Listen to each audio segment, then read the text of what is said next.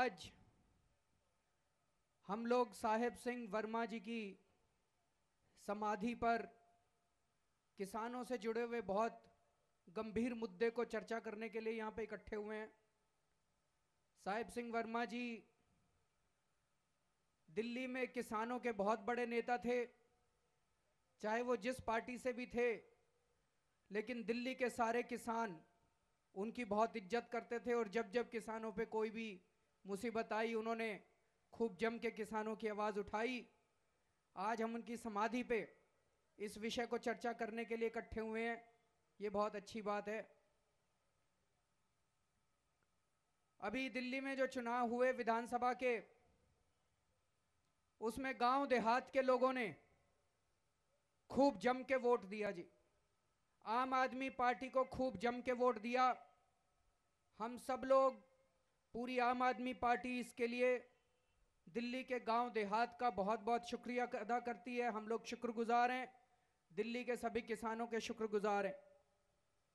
आज जब दिल्ली का किसान मुसीबत में है तो हमारा फर्ज बनता है कि उस किसान का, हम लोग जो मुसीबत में है, हम एहसान फरामोश नहीं है, हमारा फर्ज है कि आज उसके साथ खड़े हों और उसकी जो भी सहायता बन पड़ती है हम सब लोग मिलकर उसकी सहायता करें। मैं आज सुबह से कई गांवों का दौरा करके आ रहा हूं। फसलों का बहुत बुरा हाल हो गया है, कई तो पूरे के पूरे खेत बर्बाद हो गए। मैं यही सोच रहा था कि किसान कितनी मेहनत करके अपनी फसल उगाता है और जब एक बारिश, एक ओला पड़ के उसकी फसल बर्बाद हो जाती होगी तो उसके दिल पे क्या गुजरती होगी। इसके पहले हमारे एमएलए, हमारी पार्टी के लोग पिछले कई दिनों से गांव-गांव में घूम रहे हैं, इसका जायजा ले रहे हैं, लोगों के साथ मिल रहे थे और उन्होंने मुझे आके बताया था कि किस तरह से कितना नुकसान हुआ है। मैंने उनसे पूछा कि भाई कितनी लागत आती है। मैंने उनसे पूछा कि भाई एक किसान उसको कितने में बेचता है, हमें कितना मुआवजा देना चाहिए ताकि किसान की लागत निकल जाए और अगले कुछ महीने कम से कम उसके घर का खर्चा तो चल जाए, उसके बच्चे पढ़ लिख जाएं कम से कम। तो दोस्तों, मैंने अपने अधिकारियों से भी चर्चा की और मुझे बड़े खुशी है कि हमारे अधिकारियों ने भी इसका खूब समर्थन किया। मुझे लगता है अगर नीयत अच्छी हो तो सारी व्यवस्था समर्थन करती है और अगर टॉप पे बैठे हुए लोगों की नीयत ही खराब हो तो फिर कहते हैं जी अफसर साथ नहीं दे रहे, फलाना साथ नहीं दे रहा, ढिमका साथ नहीं दे रहा। आज हालांकि नुकसान बहुत ज़्यादा हुआ है, लेकिन फिर भी मैं दिल्ली सरकार की तरफ से घोषणा करता हूं कि दिल्ली के किसानों को, जिन जिन लोगों का नुकसान हुआ है, उनको 20,000 रुपये प्रति एकड़ के हिसाब से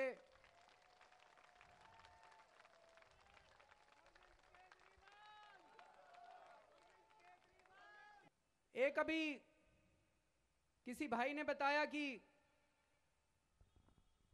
उसका मुआवना किया गया था, अभी पहले ओले पड़े और उसके बाद बारिश हुई थी।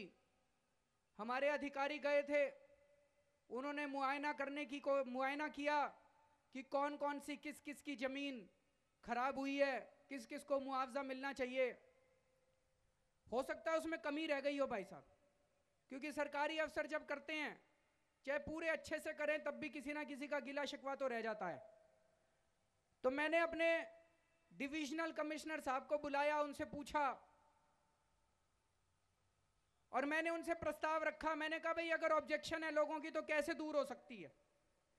तो हम लोगों ने यह तय किया कि जो भी ऑब्जेक्शन है,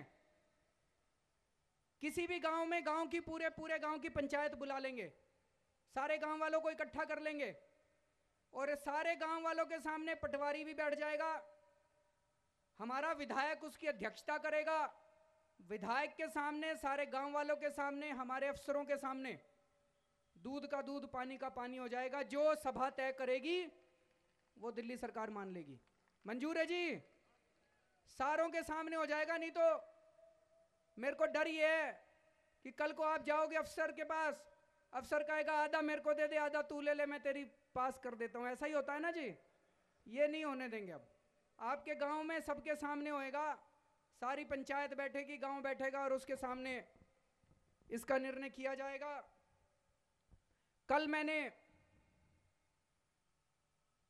डेवलपमेंट विभाग के अफसरों को भी बुलाया था और उनको मैंने आदेश दिया है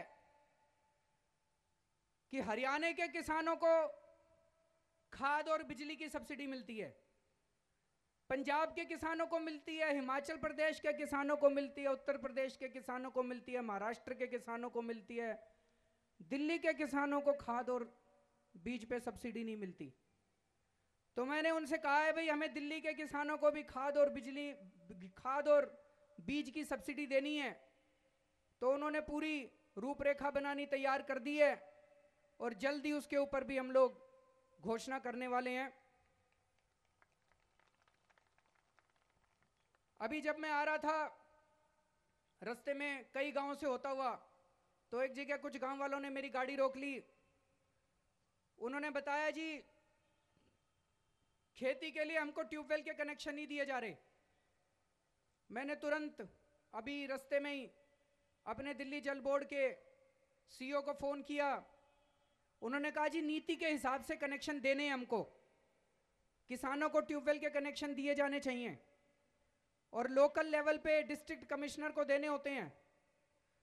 तो दोस्तों जितनी भी अभी तक इसमें पेंडिंग एप्लीकेशन है, जिन जिन लोगों ने अप्लाई कर रखा है और कई कई सालों से उनको नहीं दिए जा रहे, मैं जाके इसका पता करूंगा कि क्या क्या पेंडिंग है और क्यों नहीं दिए जा रहे, और जल्दी आप लोगों को ट्यूबवेल के कनेक्शन भी दे दिए जाएंगे।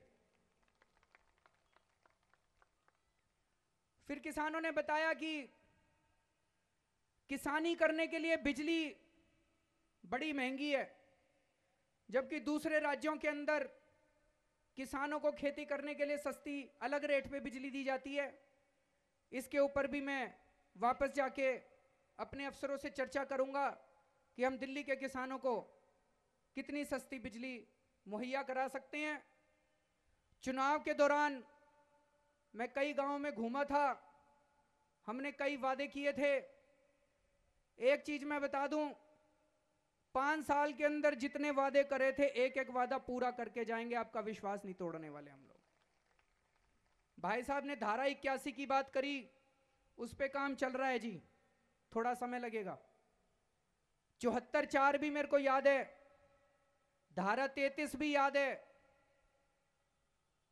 20 सूत्री कार्यक्रम में जो जमीनें दी गई थी उनके मालिकाना हक की भी मेरे को याद है।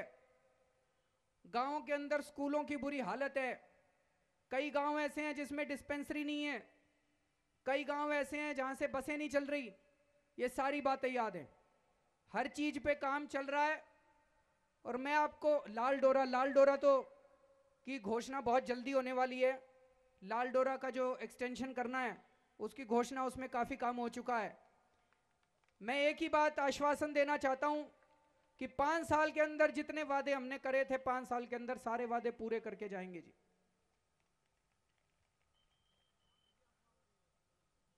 लाल बहादुर शास्त्री ने कहा था, उन्होंने नारा दिया था जय जवान जय किसान। उसी नारे के ऊपर हम लोग चल रहे हैं। देश की रक्षा करते हैं हमारे सिपाही। अगर हमारे सिपाही काम करना बंद कर दें तो दोस्तों आज हम यहां पे बैठ के इतने आराम से चर्चा नहीं कर सकते। हमारे देश की सीमाओं के ऊपर वो लोग अपनी जान की बाजी लगा के हमारी रक्षा करते हैं। उनके लिए, उनके सम्मान के लिए अगर कोई सिपाही शहीद हो जाता है, उसकी जान की कीमत नहीं आंकी जा सकती। लेकिन हमने उनके सम्मान के लिए ऐलान किया है कि अगर दिल्ली का रहने वाला कोई भी सिपाही, दिल्ली का रहने वाला कोई भी, दिल्ली पुलिस का भी सिपाही, दिल्ली पुलिस के भी कई सारे सिपाही अपनी जान की बाजी लगा के हमारी सुरक्षा करते हैं भाई साहब। दिल्ली पुलिस का भी कोई भी सिपाही या बॉर्डर पे हमारी रक्षा करने वाला कोई भी सिपाही अगर शहीद होगा तो दिल्ली सरकार उसको 1 करोड़ रुपए का सम्मान देगी। और अभी तक पिछले 1 साल से कई ऐसे सिपाहियों को हमने सम्मानित भी किया है। और दूसरा, किसान जो हमें मेहनत करके धूप के अंदर, बारिश के अंदर खाना खिलाता है, उसका सम्मान करना हमारा फर्ज है। तो जो लाल बहादुर शास्त्री जी ने नारा दिया था, जय जवान जय किसान का, उसी नारे पे चलते हुए हम लोग अपने जवानों और अपने किसानों का ख्याल रख रहे हैं। इसका मतलब ये नहीं है कि दूसरे लोग काम नहीं कर रहे, उनका जरूरी नहीं है। उद्योगपति भी जरूरी है, व्यापारी भी जरूरी है, दूसरे काम करने वाले भी जरूरी हैं, लेकिन किसान और जवान देश की रीढ़ की हड्डी हैं भाई साहब। किसान और जवान हमारी फाउंडेशन है, हमारी नींव है, देश की नींव है। इनके बिना देश नहीं बच सकता। दोस्तों, दिल्ली के अंदर 67 सीट आ गई आम आदमी पार्टी की। आज तक भारत के इतिहास में कभी नहीं हुआ था। एक नई पार्टी बनी, 1 साल के अंदर उसकी 67 सीट आ गई, उसकी सरकार बन गई। कभी नहीं हुआ था भाई साहब, आज तक भारत के इतिहास में कभी नहीं हुआ था। कुछ ना कुछ तो ऊपर वाला चमत्कार कर रहा है जी, कुछ ना कुछ तो करिश्मा है ऊपर वाले का। 67 सीट आई आम आदमी पार्टी की। दिल्ली वाले तो खुश हुए ही हुए, पूरे देश के अंदर एक लहर दौड़ गई, एक नई राजनीति की। लोगों को लगने लगा कि अब बदल सकता है, अब देश बदलेगा। लोगों को एक उम्मीद की किरण जाग गई है जी, लोगों के अंदर बड़ी उम्मीद है। और पिछले 1.5 महीने से पूरे देश के लोग देख रहे हैं कि दिल्ली सरकार किस तरह से काम कर रही है। पूरे देश के लोग देख रहे हैं, और जिस तरह से दिल्ली सरकार काम कर रही है, लोगों की वो उम्मीदें धीरे धीरे पूरी होती जा रही है कि अगर ईमानदार पार्टी को वोट दो, अगर ईमानदार सरकार को चुन के लेके आओ, तो किस तरह से करिश्मा हो सकता है। आज ही मेरे को अभी कई लोग मिले रास्ते में, बोले जी पहले मेरा इतने 1000 रुपए बिजली का बिल आया करता था, अब इतना आने लग गया। किस किस के बिजली के बिल कम हो गए भाई साहब, जरा हाथ खड़े करना। सारों के बिजली के बिल कम हो गए भाई साहब। ये पार्टियां, बीजेपी वाले, कांग्रेस वाले, 15 साल से कांग्रेस का शासन था, वो बिजली के बिल कम नहीं कर पाए। 8 महीने से बीजेपी का भी शासन था दिल्ली में, अभी राष्ट्रपति शासन लगा रखा था, बीजेपी वाले चला रहे थे, वो बिजली के बिल कम नहीं कर पाए। हमने आते ही 10 दिन के अंदर बिजली के बिल कम कर दिए। कैसे कर दिए? हमारी नीयत साफ थी, उनकी नीयत खराब थी। गलत तो नहीं कह रहा भाई साहब? हमारी नीयत साफ थी, उनकी नीयत खराब थी। बिजली के बिल आधे कर दिए, पानी मुफ्त कर दिया पूरी दिल्ली के अंदर, और भ्रष्टाचार के खिलाफ एक ऐसी हमने हेल्पलाइन शुरू करी है। कल ही मेरे पास कई लोगों के एसएमएस आए थे, बोले जी मैं बुराड़ी गया था, वहां पे ट्रांसपोर्ट अथॉरिटी में सारे दलाल भाग गए। मैं फलानी जगह गया था, वहां पे डरे पड़े हैं, पैसे लेने से मना कर रहे हैं।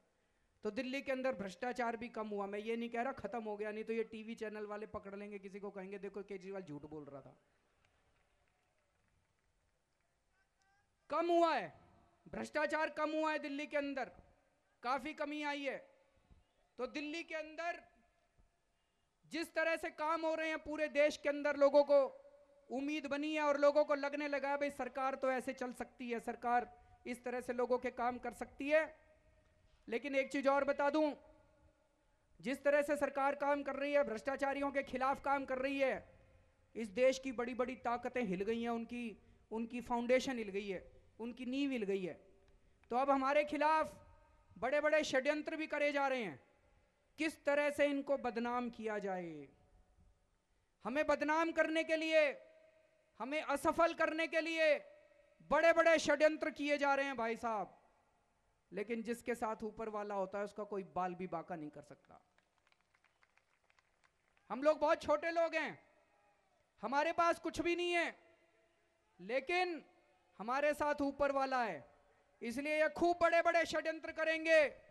टीवी चैनल वाले खूब बदनाम करेंगे, 24 घंटे बदनाम करेंगे, लेकिन डरने की बात नहीं है। जनता हमारे साथ है, मीडिया उनके साथ है। गलत तो नहीं कह रहा जी? जनता हमारे साथ है, तो अपने को डरने की जरूरत नहीं है। इन्होंने चुनाव हराने में मीडिया वालों ने कोई कसर नहीं छोड़ी थी, फिर भी जनता ने 67 सीट दे दी।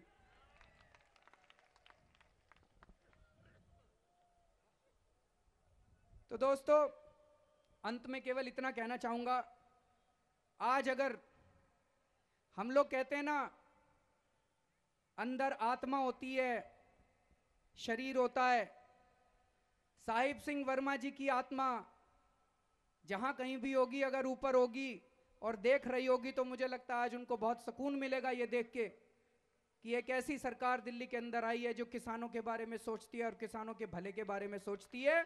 खबरों की दुनिया में आइए, हमारे साथ कहीं भी और कभी भी जुड़िए।